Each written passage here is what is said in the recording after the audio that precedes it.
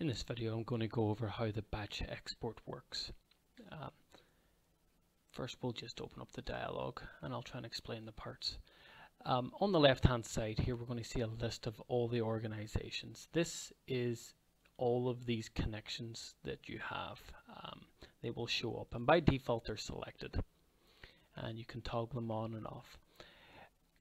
What this dialog allows you to do is, for each one of these connections, it will run the current report that you have, and it'll output it to file in a directory of your choice. So let's run through creating a very basic report here. For this example, we'll grab the accounts data,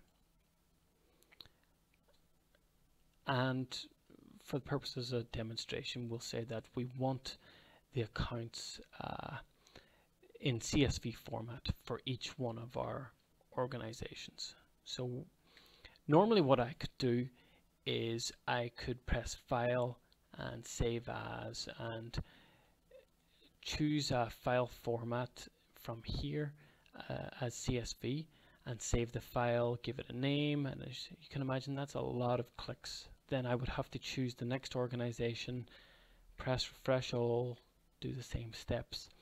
The batch export automates this entire process for us, so it saves us a lot of clicks, and we can set it up and basically just let it do its thing. So let's do that. We've got all of our companies selected. This is how many times I want the report to run per organization. We'll come back to that in a second. Same with exceptions. We'll go over that later. This allows me to run a macro every time the new workbook gets created. To be able to do this, first of all, you need to set up your trust center. So let's just cancel out of this for a second.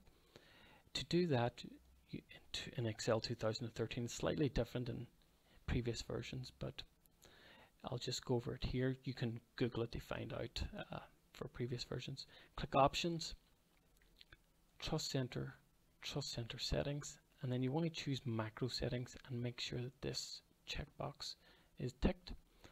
Otherwise, you'll get an error message. So let's go back to where we were.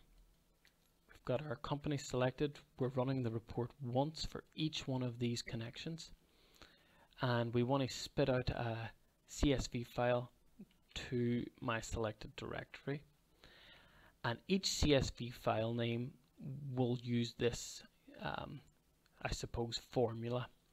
Now you can type anything in here that you want, and it'll use that to create the name, but these parts within these brackets are dynamic. So if it finds this, it'll insert the current company name.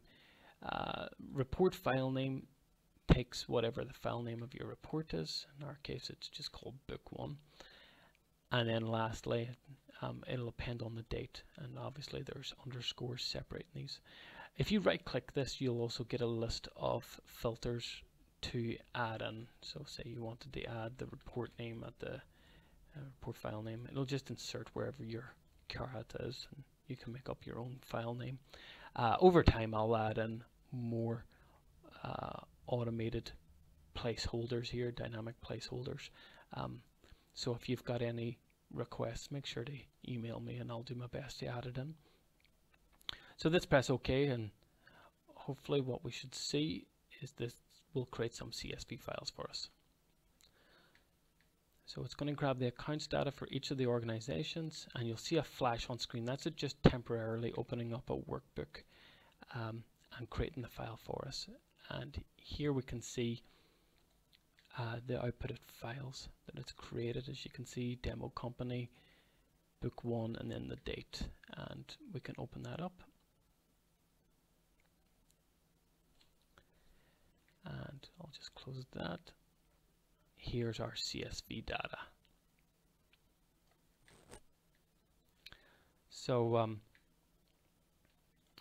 let's do this again, but we'll do it with something a bit more complicated. This time we'll choose the uncoded transaction report. And this report's a bit more complicated because part of the filters that are used to make this need to know something about the actual current organization. So if I was to refresh this here, I'd need to select the bank account that I'm interested in. So here we'll go for that. And we'll go back to the demo company and we can refresh it with a demo company bank account. So on and so forth. So how do we do this with a batch report where we're interested in running for multiple bank accounts for each organization? Well, we choose batch export, and this time instead of once per 0 organization, we say for each bank account except those listed below. Now, in the future, I see this list expanding for certain edge cases where we want to run a report multiple times. So for right now, it's just got these two options. The exceptions allow you to filter out bank accounts that you're not interested in. So you can put in the bank account name, the account number, or if you want to be very accurate about it, you can actually get the account ID if you have a look at the accounts table, and we filter this down to bank accounts. This ID over here is the good or globally unique identifier. If you copy and paste that into the exceptions list, that's a way to remove it. And within that exceptions list, just separate them with a semicolon, and you can type in as many as you like. So let's go for this. Let's run this. So we will choose for each bank account. We'll not filter out any. We're not going to run any macros, but we are going to change it to PDF format, and we're going to put it in our directory again. And by default, when you choose for each bank account, it's now changed the name filter on us. We can correct this if we want, but it's got the company name and this time the account as well, and that'll insert the account name. So let's press OK.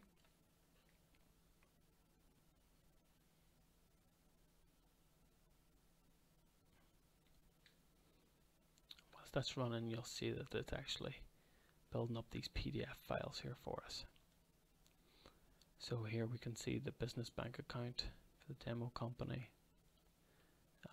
the Visa account,